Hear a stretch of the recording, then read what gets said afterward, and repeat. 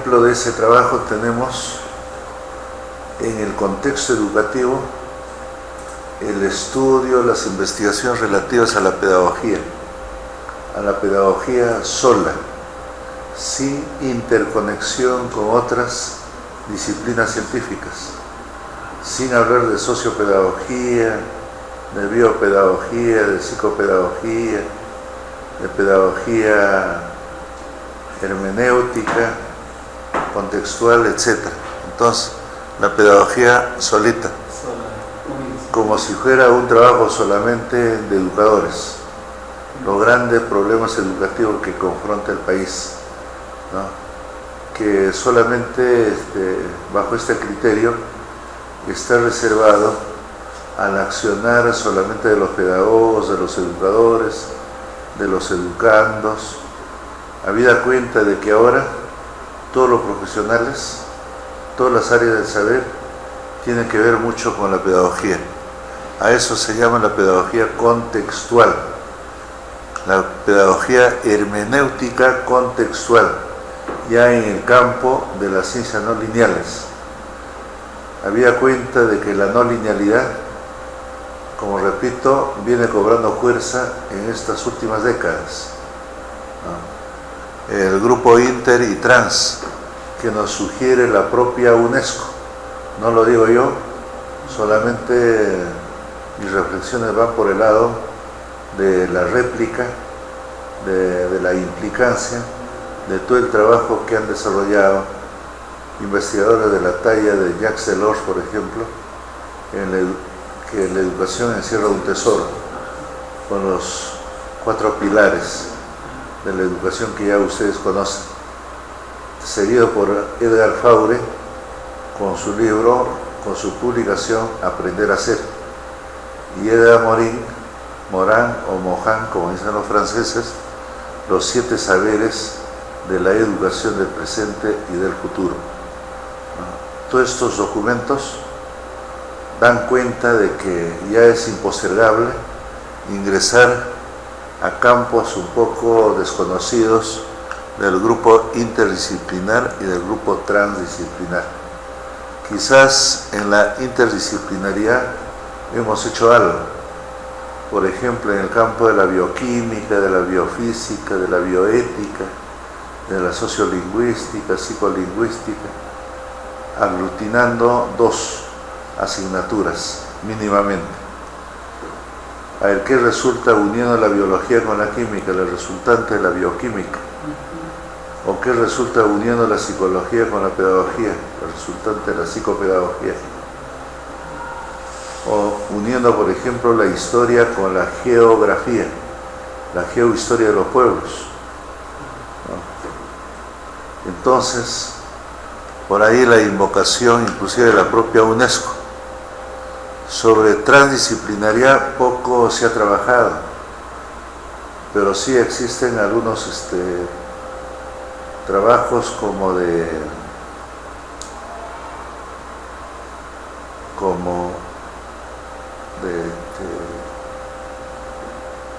un educador ya conocido entre nosotros, Carlos Castillo Ríos, que en la década del 70 avisoró un trabajo de carácter transdisciplinar sobre la problemática de los niños del Perú, que saltó a la palestra con su publicación acerca de los niños del Perú, toda la viacrucis que pasan los niños abandonados, los niños en abandono moral, en abandono material, ¿no? Entonces todo ese trabajo sobre la naturaleza biopsicosocial. Hay 3 variables, ¿no? La variable biológica, la variable psicológica y la variable social, en el estudio integral del niño peruano. Entonces, un trabajo de carácter transdisciplinar. A su turno también, Leopoldo Quiapo, un gran investigador social, educador peruano, exdirector de la Escuela de Posgrado de la Universidad Cayetano Heredia, nos presenta un estudio antropopsicolingüístico acerca del hombre peruano. 3 variables, la variable de antropología, la variable de psicología y la variable lingüística. plenamente relacionados para el estudio integral del hombre altoandino, ¿no? Para el estudio, por ejemplo, del hombre de la costa, del hombre de la Amazonía peruana, a partir de estas tres variables. Obviamente que ingresan ahí una diversidad de variables hasta desconocidas, para un estudio total, cabal, del hombre peruano, ¿no? Y así hacer su tratamiento andragógico en un programa de la tercera edad. Y ese trabajo de Leopoldo Quiapo fue seguido también por Carlos Monge sobre el hombre andino y las enfermedades de altura, la policitemia, ¿no? La carbooxihemoglobinización, muy difundido, por ejemplo, en los centros hospitalarios de las zonas altoandinas del país. Entonces, hay casos que verdaderamente nos han llevado a la preocupación de hacer un trabajo de carácter transdisciplinar desde décadas de años atrás hasta la fecha. Como también en algún momento otro educador peruano, Juan Abugataz, el que fue viceministro de Educación en la época del doctor Marcel Rubio, presentó un trabajo sobre la unidad en medio de la diversidad, en medio de las diferencias sociales, de la diversidad cultural, ¿no? La búsqueda permanente de la unidad, en el entendido de que la unidad era pues la peruanidad por esa fecha, y ahora lo sigue siendo, la identidad nacional, la conciencia nacional, ¿no? Todo aquello que tenga que ver con el estudio del hombre peruano. Entonces, un trabajo de carácter transdisciplinar. Una diversidad de trabajos. De José Matomar, el desborde popular del campo a la ciudad. Un enfoque de carácter sociológico, antropológico, politológico. Y ahí tenemos ya tres variables, ¿no? Para entender cómo la migración ha sido pues excesiva y sigue siendo sobredimensionada hasta la fecha, de la sierra hacia Lima, de la selva, lo mismo.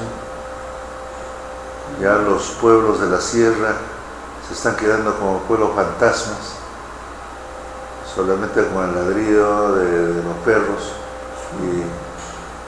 y los habitantes ya se fueron a Lima en búsqueda de un futuro mejor, pero en Lima consiguen pues una serie de situaciones que verdaderamente no benefician a la dignidad de la persona humana.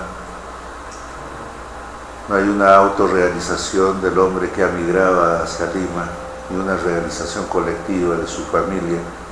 Siguen postrados en un mar de lamentaciones, básicamente de carácter socioeconómico, sociocultural, en una situación de marginalidad social. Estos temas de marginalidad, de discriminación, de pobreza, de miseria, de desempleo, subempleo, o ausencia del trabajo, o la desesperanza por la vida, tiene una connotación transdisciplinar. Con la unidisciplinaridad no podemos hacer mayores cosas. Entonces, hay motivaciones, hay argumentos serios, sostenidos por el lado del costo social de los pueblos, ¿no? La relación insumo-producto, costo-beneficio, la relación ingresos-egresos, el tema de la morbi-mortalidad, las epidemias, las pandemias, que algunas veces se generalizan en el país, y todo esto tiene una orientación de carácter transdisciplinar. El tema de la violencia social al que estamos asistiendo estos días, ¿no? La corrupción sin límites a que se ha llegado en los últimos tiempos, ¿no? La crisis política, la crisis judicial, todo esto configura estudios de carácter transdisciplinar en el presente y en el futuro. Qué bueno sería hacer un abordaje de estos temas para buscar alternativas de solución a los agobiantes problemas que enfrenta el país. Entonces ahí todo esto nos da una configuración de que las ciencias lineales siempre han sido de carácter determinístico, de lo ya dado, de lo establecido, en magnitudes hasta inconmensurables, que todo es susceptible de observación y de medición. Las leyes establecidas, supuestamente, por ejemplo, que estas leyes son eternas, que nadie los va a mover. Vemos que los paradigmas más encumbrados sistemáticamente se están viniendo abajo. Inclusive las leyes ya conocidas del campo de la física también han sido superados. Han surgido nuevas situaciones de entropías, ¿no? en el mundo de la naturaleza, en el mundo de la termodinámica, etc. A raíz de esta teoría del caos y de la teoría de fractales, ¿no? Todo esto da origen al campo de las ciencias no determinísticas, no predictivas, que no se puede predecir de un día para otro, ni qué va a suceder la próxima semana. En cambio, en las ciencias lineales sí hay mucha predicción acá. Un poco siguiendo la predicción de Cenami. Más de las veces Cenami falla, dice que no va a haber lluvia, pero hay una intensa lluvia en algún punto del país, ¿no? Un día de sol, etc. Y digamos, la situación es al revés. Entonces, las ciencias determinísticas dan paso a las ciencias no determinísticas. Las predictivas también a las ciencias no predictivas, del grupo de las ciencias no lineales, con la intervención de estas dos teorías, del caos y teoría de fractales. Dicho en pocas palabras, el caos es para buscar el orden en medio del aparente desorden. No es para propiciar mayor caos ni situaciones caotizantes, caóticas en la naturaleza, en la sociedad. Obviamente que en la naturaleza nosotros no podemos predecir, ¿no? Que algo puede suceder de un día para otro, ¿no? Y ahí, por esa razón, ya la connotación de no determinístico, no predictivo. No podemos hacer predicciones, por ejemplo, sobre el comportamiento del clima en el país. No podemos predecir, por ejemplo, que toda la vida vamos a estar en silencio sísmico. En cualquier momento se desencadena un terremoto de grandes proporciones, y ojalá que no suceda eso, ¿no? Por la salud de la población, de nosotros mismos, etc. Pero puede darse las condiciones en cualquier momento. Entonces hay que estar preparado para esos eventos de mucha contingencia natural y social. Ahí interviene no solamente estas dos teorías del caos y fractales, intervienen otras teorías. La autopoiesis, por ejemplo, de los chilenos Maturana y Varela, ¿no? La organización interna de los seres vivos, que están organizados en células, tejidos, órganos, sistemas, su fisiología, ¿no? El aparato fisiológico, cómo funciona, ¿no? Todo esto está debidamente organizado, ¿no es así? Pero también hay, frente a esto hay una organización externa de las estructuras disipativas de Ilya Prigogine, que le sirvió para ser premio Nobel, ¿no? La presencia del aire, del agua, del entorno, ¿no? De los ecosistemas, para propiciar vida, o quizá para acortar la vida también, para que se anule el ciclo vital, ¿no? Entonces todo esto configura de que nosotros tenemos que estar a la pesquisa de nuevas teorías científicas, no contentarnos con las teorías que ya conocemos. las teorías de Newton, de Galileo, de Lavoisier, etc. Hay otras que van apareciendo sistemáticamente en el mundo de las ciencias no lineales, ¿no? En el caso, por ejemplo, de la sociología, de la antropología, de los estudios de los problemas sociales del país, del mundo, qué mejor que las grandes teorías multifactoriales de la vida, que la vida está faceteada de una diversidad de problemas, y en ese medio de problemas dice que los peruanos somos muy resilientes, respondemos asertivamente a estos problemas, vencemos los obstáculos, superamos las dificultades, y en ese momento esos trabajos de resiliencia también adquieren una connotación transdisciplinar. ¿Cómo es que lo de Unicachi, por ejemplo, un pueblo sombrío, triste del lago Titicaca, ahora tienen comandando varias organizaciones mercantiles en Lima, varios mercados, y prácticamente están a la conquista de Lima, o algunos dicen que ya lo conquistaron, ¿no? Y están por hacer un mega mercado, algo parecido al Jockey Plaza de Javier Prado, en la Panamericana del Norte, en Los Olivos, a la altura de Pro. Entonces todo esto configura de que estos aspectos de resiliencia, de autopoiesis, de estructuras disipativas, etc., le da una connotación especial a las investigaciones de carácter transdisciplinar. Con la unidisciplinaridad no vamos a lograr casi nada. Con la inter podemos lograr algunas cosas, algunos beneficios a favor de la humanidad, pero con la transdisciplinaridad sí podemos lograr más cosas todavía. En esa trilogía dialéctica de la vida, a la cabeza de la transdisciplinaridad, en la base la uni y la inter. La triangulación, esa triada histórica, por ejemplo, en el saber de los pueblos. Claro está que hemos empezado con algunas investigaciones unidisciplinares, todos nosotros, ¿no? Una investigación diagnóstica, exploratoria, descriptiva, correlacional, de alguna fenomenología natural, social y del hombre mismo. Trabajos unidisciplinares, ¿no? Y que esos trabajos verdaderamente no calan hondo pues en la problemática de los pueblos. Y de pronto ya surge nueva variable que atender. Una variable, por ejemplo, sobre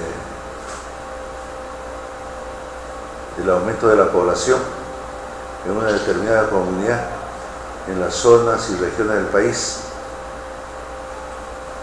¿no? El gravitante aumento de la población.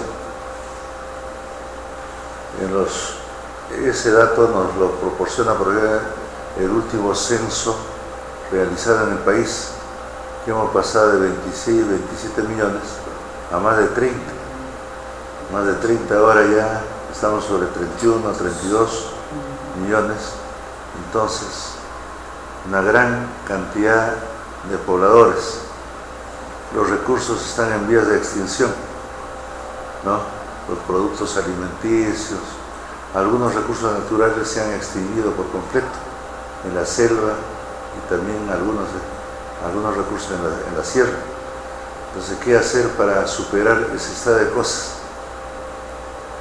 En la selva, felizmente, cada semana aparece una nueva especie de flora o una nueva especie de fauna. Por lo menos cubre en parte la ausencia de esas especies que han desaparecido, ¿no? Al mes ya tenemos 4 nuevas especies, 4 por 12, 48 nuevas especies que estudiar, que investigar con más profundidad, con más celeridad en el estudio de los recursos naturales en la selva. Y estos estudios definitivamente son de carácter transdisciplinar. adquieren mayor notoriedad cuando se tenga que abordar, por ejemplo, el banco genético de la Amazonía peruana, que fundamentalmente está en la Reserva Nacional de Pacaya Samiria, ¿no? de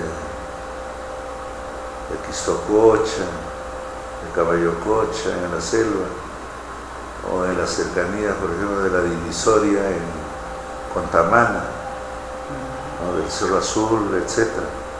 ¿No? ¿Quién ha estudiado hasta el momento, por ejemplo, los germoplasmas, los fitoplasmas, los zooplasmas de la selva peruana? Casi nadie.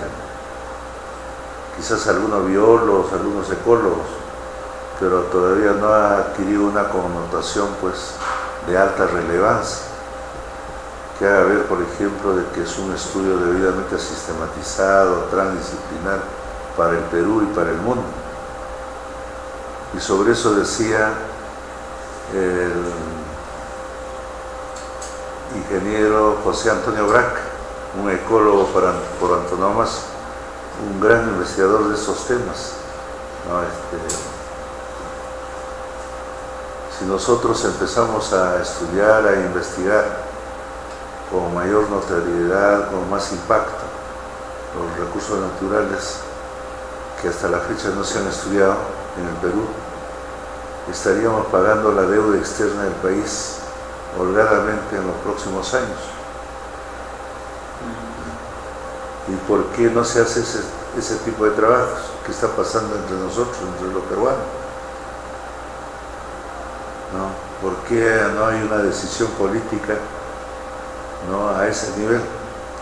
Lo que está sucediendo en todo caso es que falta de una voluntad política de los gobernantes, de los gobiernos de turno, de los ministerios encargados para ese tipo de estudios e investigaciones.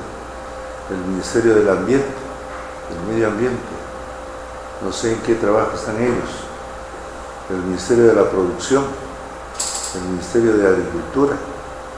Entonces, debe hacer un trabajo conjunto, coordinado, para hacer un abordaje, pues, de todos los recursos naturales que tiene el país, y para no seguir sentados como mendigos en un banco de oro, como dijo Raimondi, ¿no?, el sabio Antonio Raimondi, que nosotros somos mendigos sentados sobre el oro, ¿no? Para que no se nos diga así. Inclusive los internet que se ha recibido de Chile, tenemos mucha riqueza en la selva y casi los peruanos no hacemos un trabajo serio, sostenido, que verdaderamente repercuta en América y en el mundo. Entonces lo que está faltando es un poco la voluntad política, la toma de decisión, ¿no?, y empezar a realizar ese tipo de trabajos para salir del marasmo curricular en que nos encontramos, de las ciencias lineales, nada más que eso. Hay urgencia, o debe haber urgencia en los círculos académicos universitarios, de hacer nuevas estructuras curriculares interdisciplinares y transdisciplinares. Entonces, por un mínimo de coherencia, si el currículo es interdisciplinar, la investigación también tiene que ser interdisciplinar. Si el currículo es transdisciplinar, también las investigaciones tienen que deslizarse por ese lado, investigaciones transdisciplinares. A todo esto, quizás alguna contingencia de parte de ustedes. ¿Qué hacer en las actuales circunstancias? ¿Qué nos dice el doctor Abel Flores? Gracias. El tema es que habría que primero generar una conciencia de que las investigaciones son disciplinarias, que estas no nos van a dar soluciones.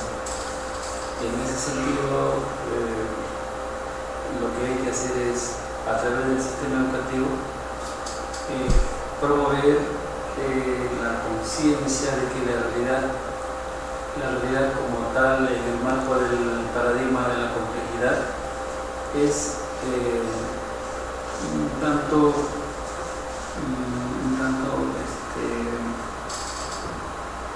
no, que algo que no se puede predecir, ¿no? Entonces tiene una alta cuota de no predictivo en nuestra realidad.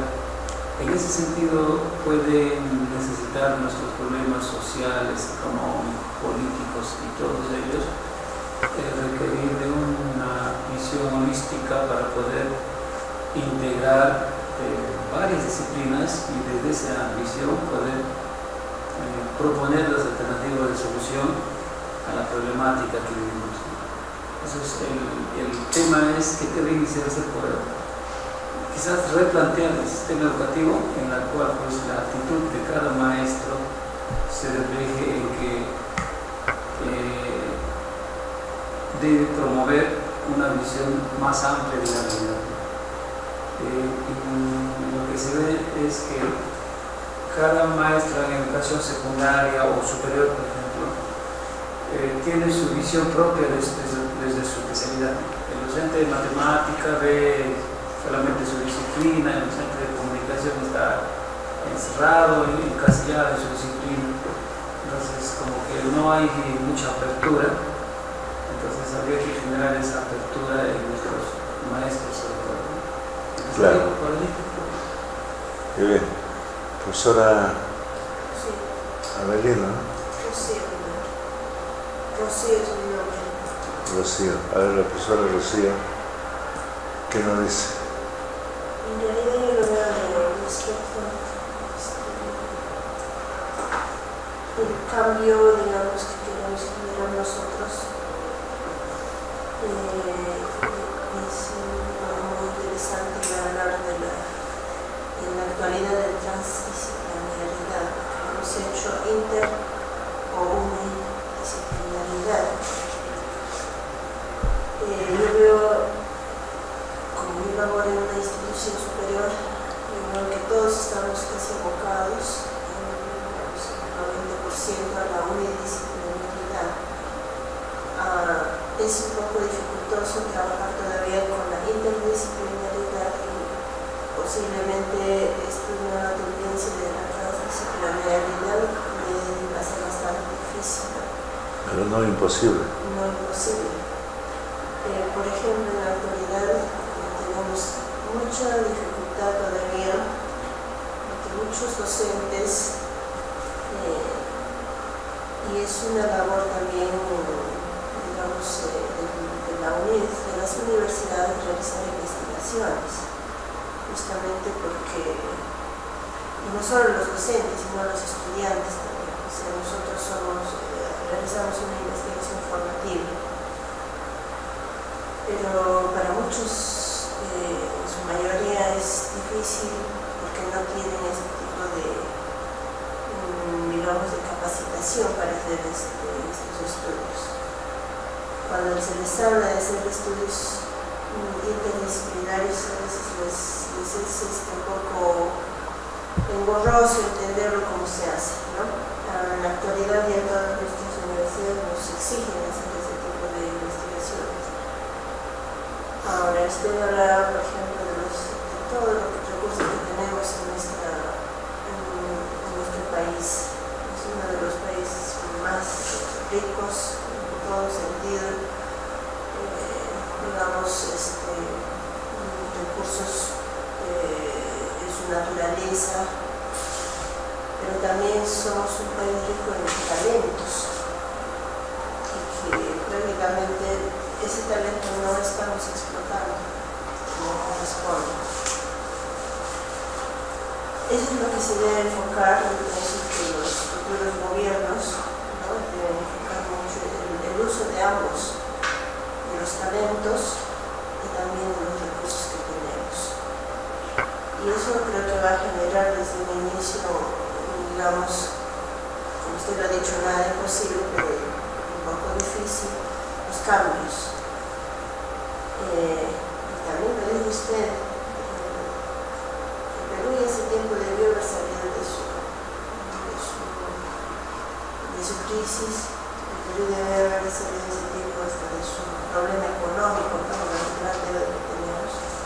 Pero lamentablemente hasta en la actualidad disciplinaria hemos observado y seguimos observando que el hecho es de que no pensamos en conjunto como sociedad, es decir, el desarrollo del país y de la sociedad. Lo que se piensa es cuestiones muy personales, dedicados, por ejemplo, a lo que es el aspecto económico, ¿no? Si sabemos que en nuestro mundo, en la globalización, se supone que el poder máximo debe ser, se supone que es así, es el conocimiento. Pero ¿qué sucede? Hasta ahora en los grandes países, y nosotros estamos peor que ellos todavía, es el factor económico. El económico hace mucho, lamentablemente, incluso que yo misma he observado que muchas personas entran con supuestamente las mejores intenciones, ¿no?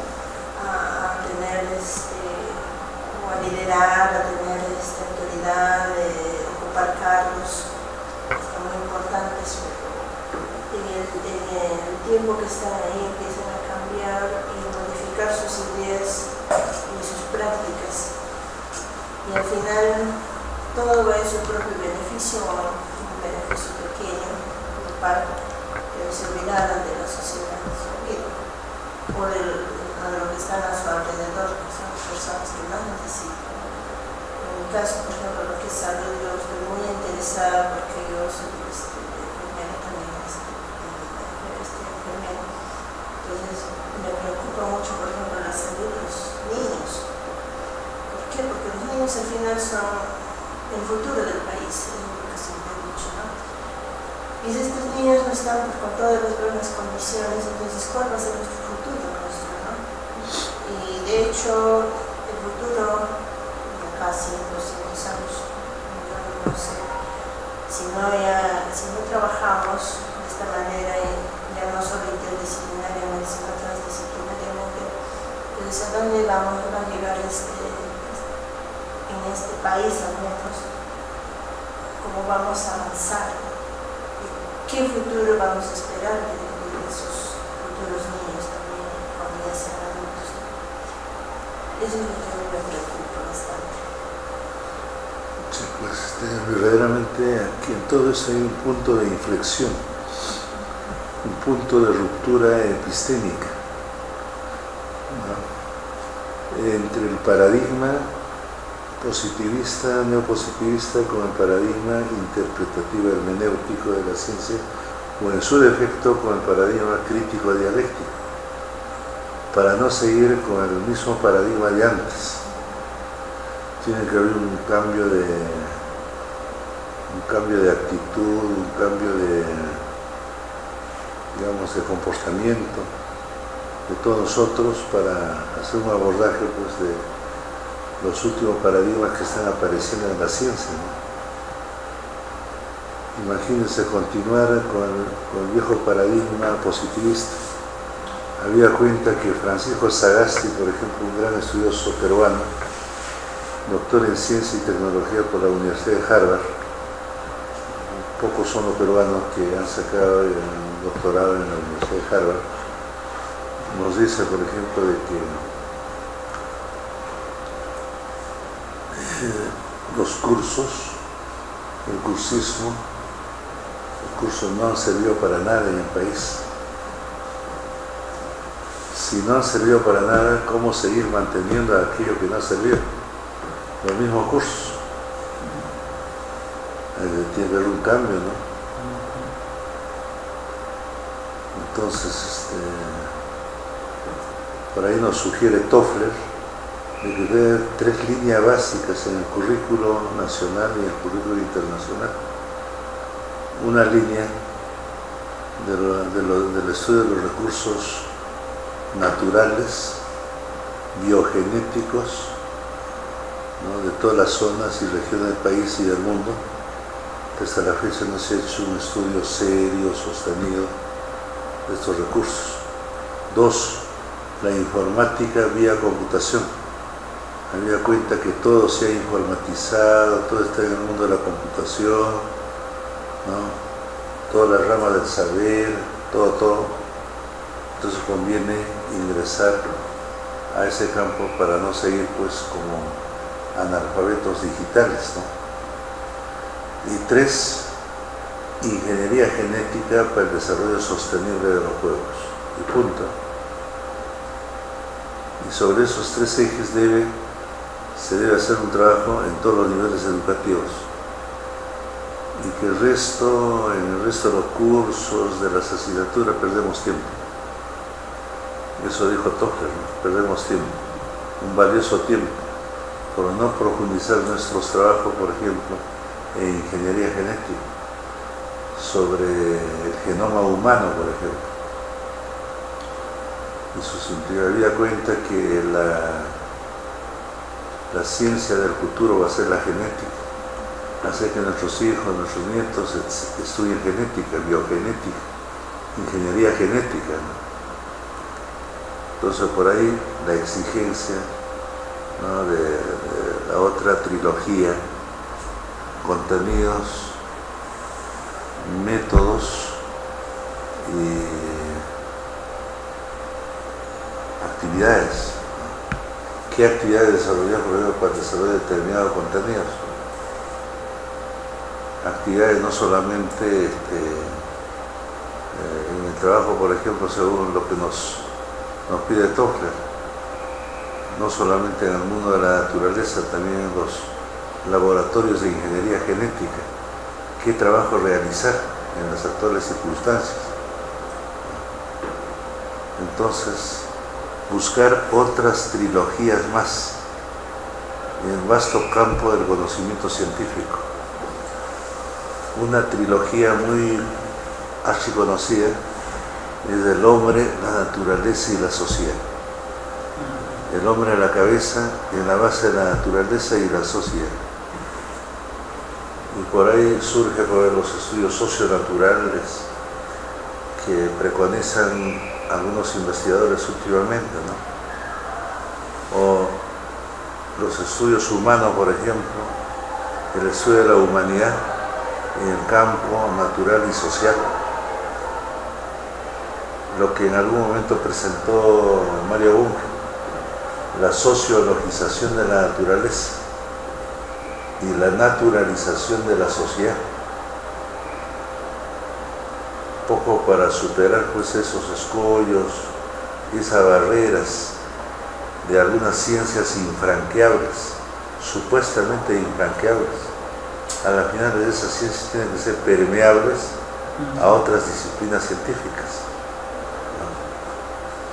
Es muy conocido que el hombre ha sido pues el artífice en la construcción de los pueblos y en la destrucción de los mismos también. Así como ha construido, ha destruido. No se le puede entender al hombre, ¿no? La construcción que ha hecho en el Medio Oriente, ciudades como Bagdad, ¿no?, de un momento a otro han sido ciudades destruidas por la acción ya de carácter imperialista, ¿no? Pero ¿quién ha destruido al hombre? Entonces, ingresar al entendimiento del hombre, ¿qué está haciendo el hombre, ¿no?, en las actuales circunstancias? O para mantener el equilibrio entre el hombre, la naturaleza y la sociedad, la homeostasis, el equilibrio, para que no haya un desbalance entre estos campos. Hacer que haya armonía, ¿no?, que haya un trabajo debidamente sincronizado, ¿no?, entre el hombre, la naturaleza y la sociedad, para lograr el bienestar de la humanidad. También es muy conocido porque el hombre peruano ha desarrollado pues una serie de trabajos, ¿no?, en la configuración, en la toponimia de sus pueblos, sus hipoforísticos, la cultura andina, la cultura etnolingüística y todo lo demás, que no se puede perder así alegremente de un momento a otro. Por un lado estará pues la sociología, por otro lado la lingüística, y por otro lado la cultura etnolingüística, por ejemplo, en esa famosa trilogía, para preservar la cultura nacional, para preservar la cultura andina. La cultura andina tiene una connotación también transdisciplinar. No podemos darle solamente el enfoque histórico, geográfico. Tienen que ingresar una diversidad de variables para estudiar la plenitud, la cabalidad, la cultura andina. Inclusive por el lado de la religiosidad y la cosmovisión andina, que por ahí van apareciendo otras trilogías. Entonces es sumamente importante que ustedes prefijen algunas trilogías en este tipo de estudios. Esas triangulaciones, esas triadas, hombre, naturaleza y sociedad. La otra sería razón teórica, razón timética y razón práctica. Buscar la racionalidad en un mundo de irracionalidades, que muy bien lo describió, por ejemplo, Hernando de Soto en su libro El otro sendero. No está dirigido pues a Sendero Luminoso, nada de eso, sino que al sector marginal de la sociedad peruana, que desarrolla una serie de trabajos, pero al margen de los reglamentos, de los estatutos, de las leyes, de las normas, ¿no? Por decir, por ejemplo, el comercio ambulatorio. ¿Cómo es que Gamarra, por ejemplo, ha crecido sobredimensionadamente en La Victoria, en Lima, y que mueve más capital que Río y Plaza, más capital al día, más unos circulantes de miles de millones de soles, de dólares, más que Río y Plaza? Entonces, en medio de la informalidad, o sea que no todo es formal, no todo es formal. También la informalidad nos lleva a ese tipo de, digamos, de indicadores. ¿Cómo entender, por ejemplo, que Gamarra exporta más vestidos, polos, supuesto, más que cualquier otra empresa, por ejemplo, instalada en Lima? Entonces todo esto en medio de la informalidad. Entonces, ¿cómo formalizar aquello que es informal? Por ahí va apareciendo otra trilogía entre la racionalidad, la irracionalidad y la homeostasis.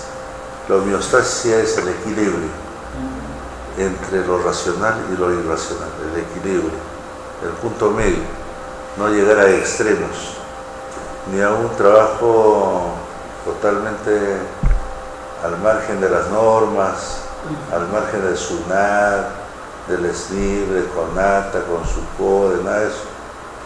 Tiene que estar, nuestras actividades económicas tienen que estar por ese lado, tienen que ser formalizadas. Entonces en algún momento se deja la informalidad para pasar a la formalización. De la irracionalidad se pasa a la racionalidad, y todo esto forma una cultura homeostática de nuestro comportamiento en el mundo de hoy. Un comportamiento equilibrado, sensato, prudente, de una cultura de transparencia que se requiere para estos días.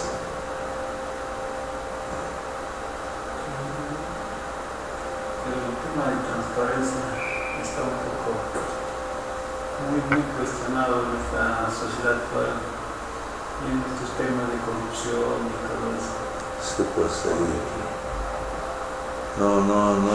no del todo es transparente, pues. Así es. Ocultan varias cosas, ¿no? Así es.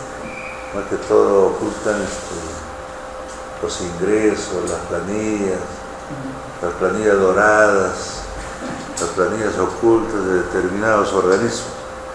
A eso se han acostumbrado, ¿no? La doble contabilidad que hacen también. Sí. El control difuso el control difuso de estas acciones.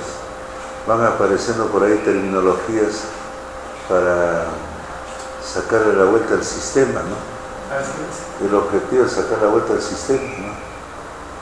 Entonces, otra trilogía sería sistema, antisistema y homeostasis social. Hay una homeostasis biológica, orgánica, mediante la cual nosotros nos mantenemos con salud, evitando el amor y inmortalidad del hombre. Pero hay otra homeostasis social para que no se nos pase la mano o para no entrar a un improntus, un exabrupto, la práctica de un antivalor que verdaderamente traería serios problemas en la sociedad. ¿No? Pero, doctor, viéndolo desde el punto, haciendo una extrapolación en el que está el organismo vivo, busca su equilibrio, su homeostasis, busca de forma natural, y la sociedad también debería buscar un equilibrio de forma natural, pero ¿cómo hacer para que eso suceda? Creo que eso es el tema, ¿no? ¿Qué hacemos nosotros para que esta sociedad, en la que hay un gran desequilibrio a nivel de corrupción, a nivel de temas de pobreza, riqueza, hacer una contradicción, un desequilibrio que ya tenemos mucho tiempo, que probablemente ahora obedecerá a un ciclo que tendrá que en algún momento equilibrarse, o es que se tendrá que ir todo abajo con ese desequilibrio? ¿Cuál sería la solución? La fórmula, ¿dónde está la salida? Un poco está por el lado del entendimiento entre los hombres. Dice que nosotros los peruanos no nos entendemos. La cultura del entendimiento. No lo entendemos al capitalino, al limeño, que margina, que discrimina, cholea y tanta cosa, ¿no? Cuando dicen, porque hoy día no se atiende de provincias, algo de eso. O el cholo que cholea a otro cholo. Sigue la cadena de choleadas, ¿no? Entonces, hay una situación de no entendimiento entre los peruanos. Cuando haya un entendimiento social, cuando haya un entendimiento cultural, habremos superado pues esos viejos atavismos de desórdenes sociales, ¿no? Entrar por la vía persuasiva, la vía de la sensibilidad social, para que haya un clima de entendimiento entre los peruanos. ¿No le parece? Claro, doctor. Pero el tema entonces, nuestra diversidad cultural, que es muy valorada, por cierto, nos ha llevado a ese no entendimiento probablemente. ¿Sería así? Por ejemplo, el capitalismo tiene otra forma, tiene su propia cultura que trata de discriminar al provinciano. En ese sentido, si quizás habríamos tenido la realidad diferente en la cual todos habríamos sido, no habría habido diversidad, entonces no se habría dado este tema de discriminación. Claro, entonces estaríamos en otro estatus, ¿no? Claro. Vemos claramente, por ejemplo, que la marginación, la discriminación ha sido una constante en el país, desde tiempos remotos hasta la fecha. No olvidar que el Perú es el país más heterogéneo de la región. Es un país altamente racista, discriminador. Aquí la xenofobia está a la hora del día, ¿no? Cuando, por ejemplo, los blanquiñosos, miraflorinos, de San Isidro, de Surco, de La Molina, tratan de lo peor, por ejemplo, al recién bajadito, como a un ser pintoresco, folclórico, los que han bajado recién de la sierra y están vendiendo baratijas ahí en las avenidas principales de Lima, ¿no? Entonces hay una especie de desprecio, de marginación, al extremo, por ejemplo, que algunos niños bien, ¿qué es lo que dicen? por las venas, las arterias de esos seres pintorescos, circula sangre o circula otra cosa. Esa otra cosa, ya pueden sacar sus deducciones ustedes, que por respeto a la sala no lo voy a mencionar, por respeto a ustedes, saquen sus propias deducciones, sus propias inferencias. Entonces, en un clima de no entendimiento, ¿qué estamos generando en el país? Una identidad social, una identidad cultural, una identidad de la cultura andina amazónica. No estamos generando ese tipo de identidades, más bien estamos generando una desidentidad entre los peruanos. Por eso el quid del asunto está por el lado del entendimiento entre nosotros, el entendimiento cultural, que tiene que ser trabajado en comunicación integral, ¿no? En las relaciones binomio maestro-alumno, padre-familia-hijo, o entre hermanos, ¿no? Entrar a la cultura del entendimiento, tan resquebrajada en la sociedad peruana. Y esto lleva su tiempo, ya buen tiempo estamos en ese training, como se dice. No sé hasta cuándo, no lo sabemos. Tiene que haber un programa sostenido del Ministerio de Educación por el lado de la interculturalidad, por el lado del multilingüismo, del bilingüismo, etc. Tópicos relativos al entendimiento cultural entre los peruanos. En parte por ahí estaríamos solucionando esos problemas que usted menciona. Gracias. Sí, en realidad no solo es nuestra sociedad, pero usted lo ha dicho, es cómo nos entendemos. Por ejemplo, Japón, a pesar de después de Estados Unidos, es un país que sigue en desarrollo, pero su cultura lo sigue manteniendo, ¿no?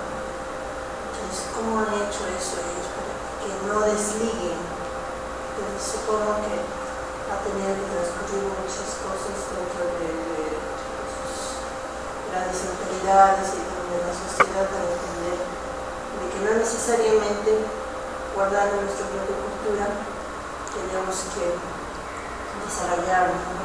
Avanzar. Entonces, como dice el colega, el problema no sería que nosotros sí somos multiculturales.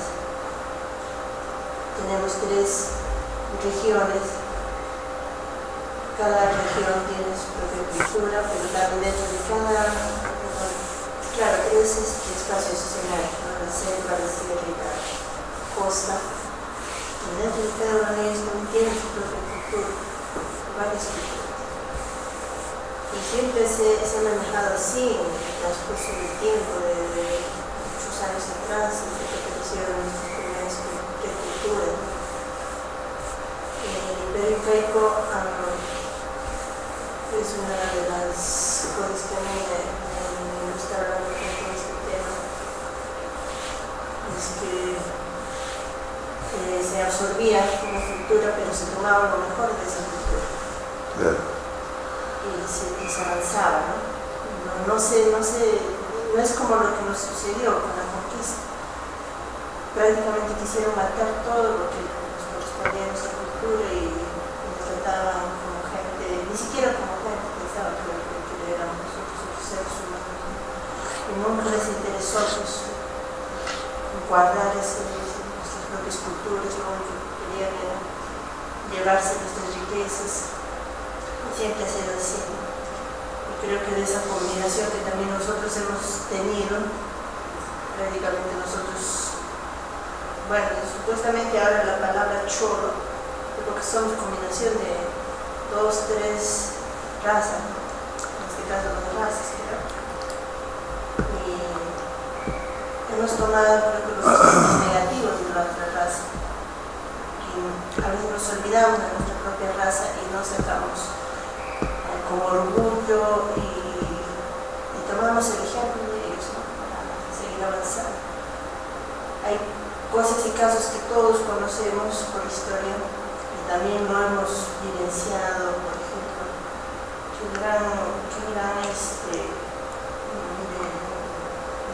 un ejemplo grande de arquitectura, de ingeniería.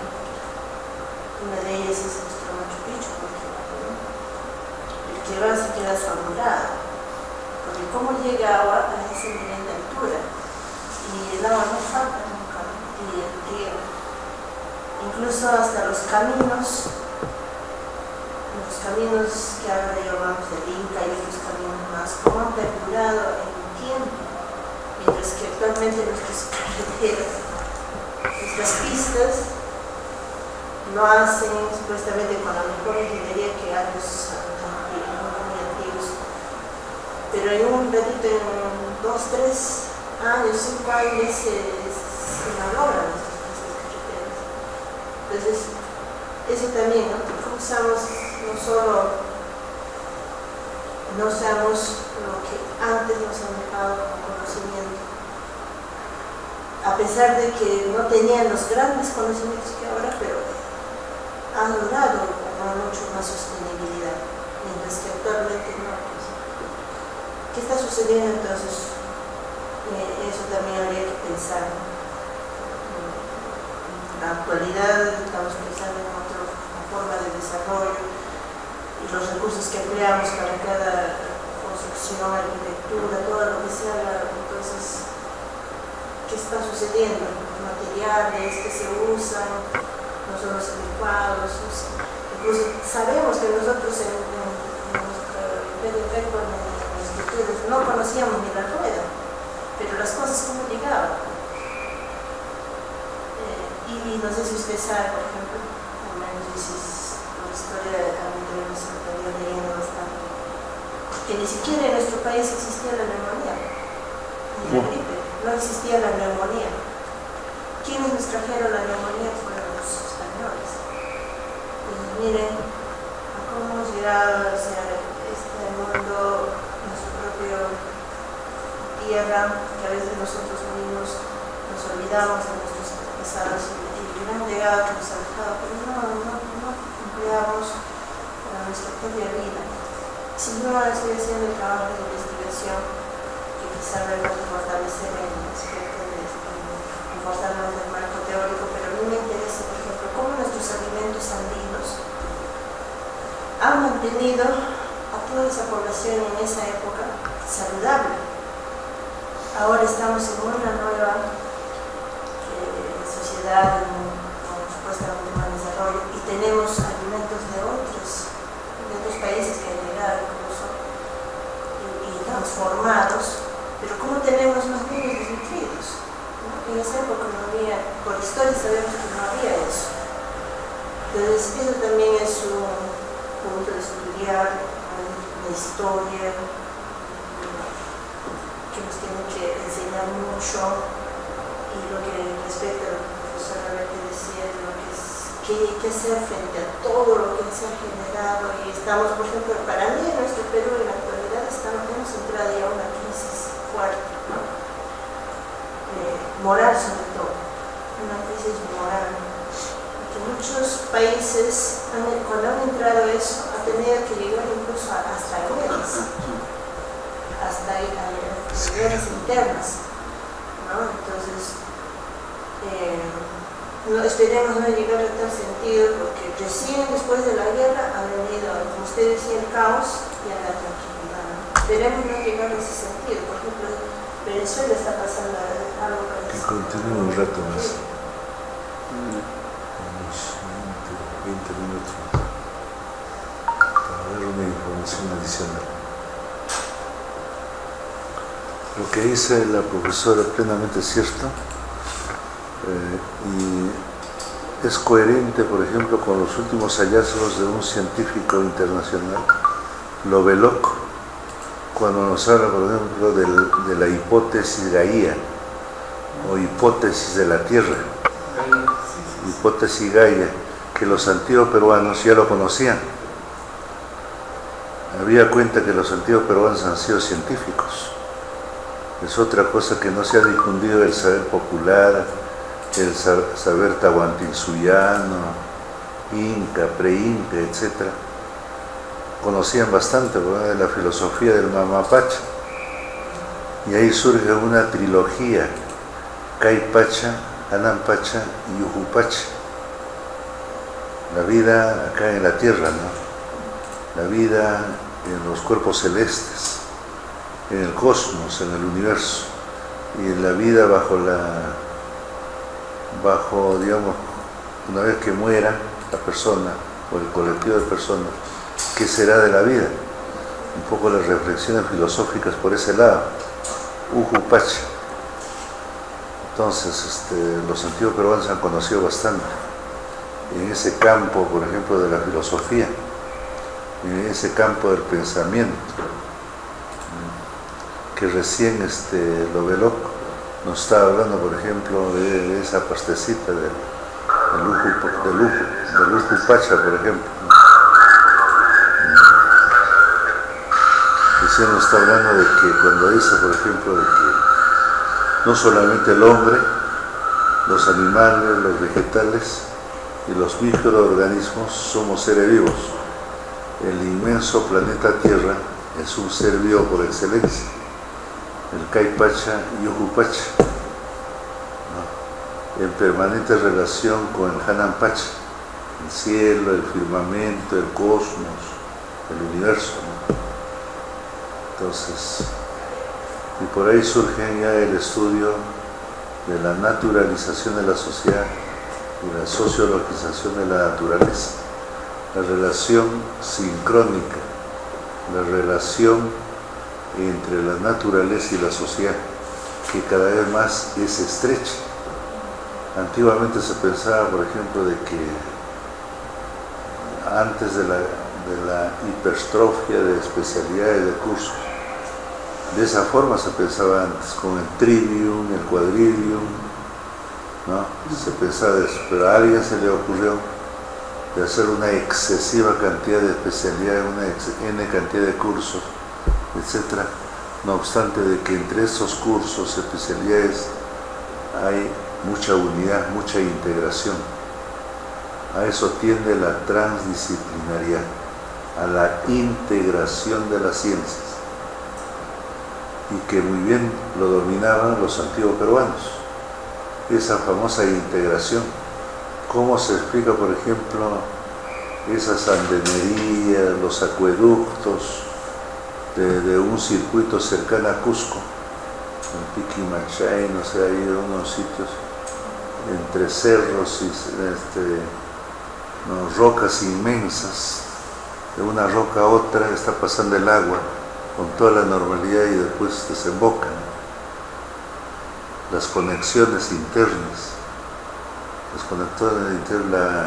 entonces ellos, sin hablar mucho del saneamiento ambiental, ya para esa fecha hacían ese tipo de trabajo de saneamiento ambiental para que el agua sea protegida, que sea apta para el consumo, ¿no?, y también para el regadío de las plantas.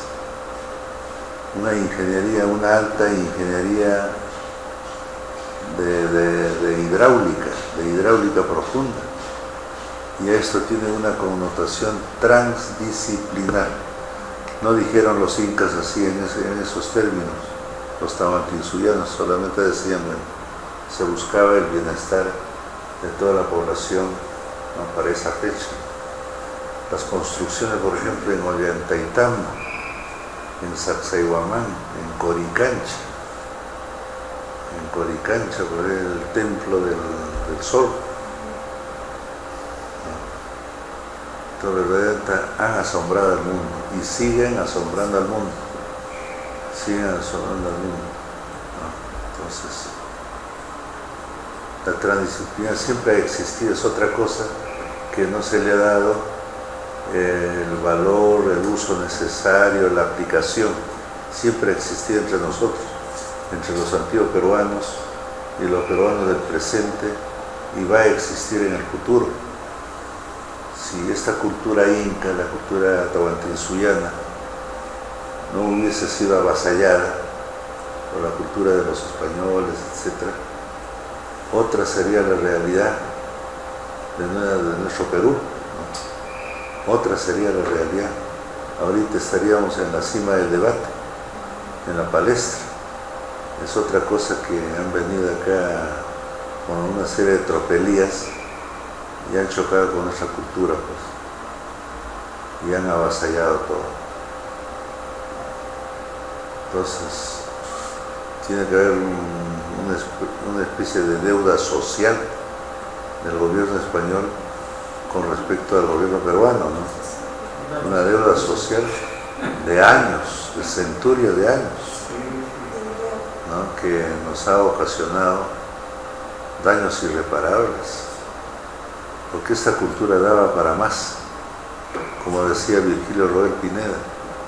Esta cultura era una cultura excelsa, una cultura predestinada a grandes cambios para el mundo, sino que las tropelías de los chapetones, de los españoles, han traído abajo los mejores deseos en esta parte del mundo. Pero sin embargo, por ahí están trabajando los cusqueños, los que están trabajando muy de cerca ahí cerca de Machu Picchu, Choquequirao. En la zona de Choquequirao dice que podrías asombrar más todavía al mundo, la zona de Choquequirao, ¿no? Y que por ahí están los antropólogos, arqueólogos, etnólogos, siguen trabajando y ojalá que encuentren pues algunos íconos representativos de peruanidad, ¿no? Del antecedente tahuantinsuyano, inca y preinca. La única forma de revalorar a nuestros pueblos. Entonces los estudios transdisciplinares siempre han estado presentes. En la actualidad siempre están presentes, por ejemplo, cuando hablamos de valores morales, de antivalores, ahora con esta de la crisis política, crisis en el Poder Judicial, etc. Crisis en todos los espacios supuestamente democráticos, institucionalizados, con una democracia incipiente, formal, con serios problemas de corrupción, etc. Hay también otra trilogía de valores morales, práctica de valores morales, de antivalores,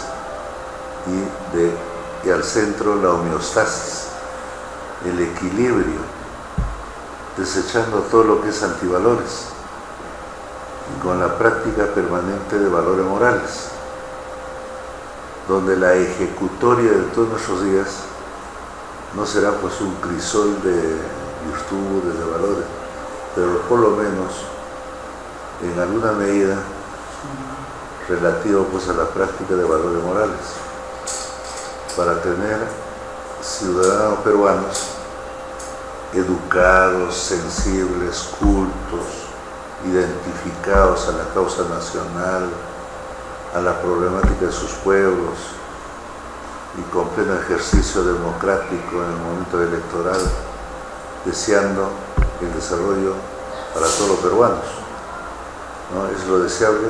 En medio de la crisis podemos hacer ese tipo de trabajos. Ahora, ese tipo de trabajos tienen una connotación transdisciplinar. Con una sola disciplina, ética sola, no. Tiene que haber ahí politología, antropología, sociología, ¿no? Todas las ciencias tienen que colaborar para el desarrollo transdisciplinar de aquello que queremos lograr en el país. El desarrollo social, equitativo, justo, de alta pertinencia para los pueblos, ¿no? Al que aspiramos. Es decir, hay un mundo de trilogías ahí que establecer, triangulaciones. Un aspecto de triangulación sería por el aspecto social, el aspecto económico, el otro aspecto politológico puede ser de políticas sociales, las políticas más adecuadas para llevar adelante un proyecto social, porque con las políticas que implementa el Banco Mundial, el Fondo Monetario Internacional, no podemos hacer mayores cosas.